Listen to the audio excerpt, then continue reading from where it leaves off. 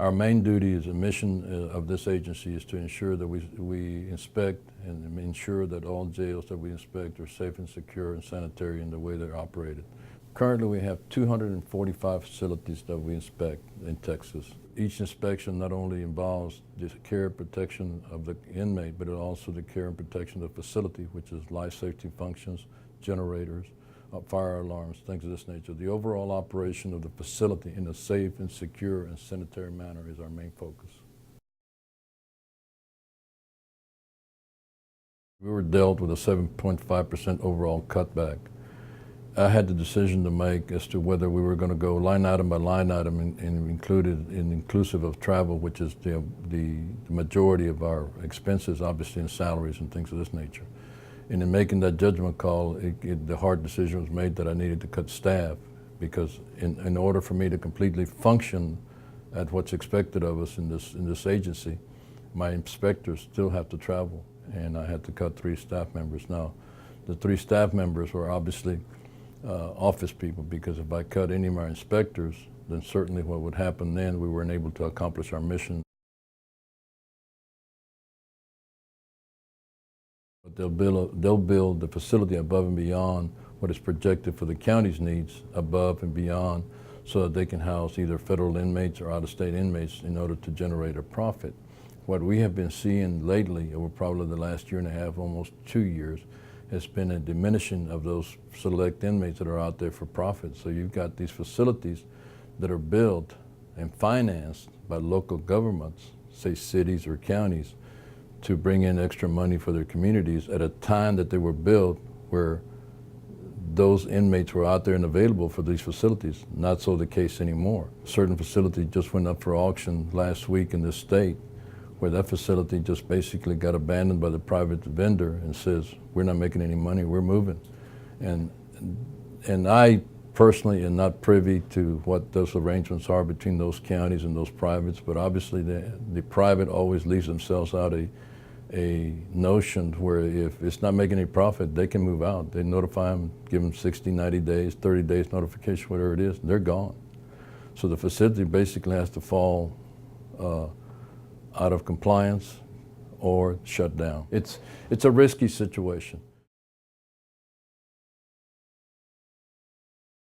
Sheriffs are not responsible for the overcrowding. It's the court systems, the probation officers, the judges, and things of this nature that have to process those individuals through the system in order for those individuals to get out of jail.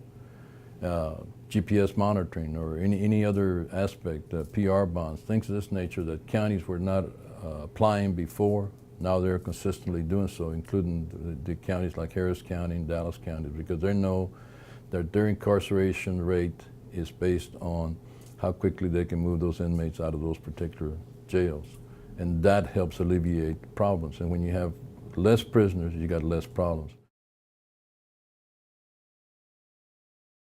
Hiring good detention officers. Detention officers are probably one of the worst turnovers that we have in the state of Texas. It is a thankless job. It is a very thankless job. Whereas a police officer does the arrest, or an officer out in the street makes the arrest, books him into a jail, and that's the last he may see of that individual until he gets to court, if they go to court. That detention officer is in there having to deal with that individual who is hostile, who is mad, who is upset over being in jail. But these guys hardly get paid anything. Now in the bigger cities such as Collin County or Harris County, some of those facilities will pay very good money. But it's also compensated because they have a tremendous amount of overtime in order to make up for the lack of officers. No matter how big a facility, no matter how good a facility is run, you still sometimes, the majority of the time, like especially like Harris County, just don't have enough officers to go around. So you have to depend on overtime. And then overtime brings budgetary situations. Budgetary situations brings conflict with commissioners' court. And we see that throughout the state. We run a small jail anywhere from, when I say a small jail, anywhere from 7 to 25 prisoners. And your daily incarceration may be 7 or 8. So are you better off shipping them off to the county next door rather than incurring the liability? Certainly. But when you have 11,000 prisoners like Harris County, it's real tough to get out of the jail business. And privatization, for example, I know that Harris County has spoken of privatization. You really don't have in my opinion, you don't have very many privates trying to do business with Harris, because where's their profit margin going to come from? I mean, if you have a $30 million debt of overtime you encumber or you accept as part of that privatization, where's your profit margin going to come from?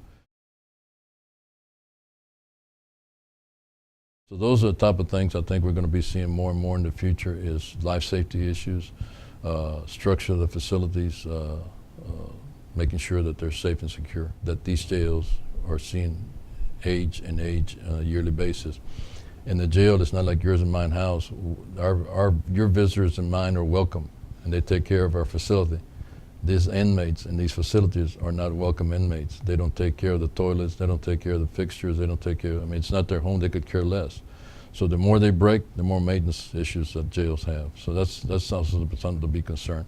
And with the hard economic times that there are, with counties working with less and less, a jail becomes more and more less attractive to fix, because the general perception by the public is, I don't want to waste my tax money on a jail, because the majority of the population of folks out there don't use a jail.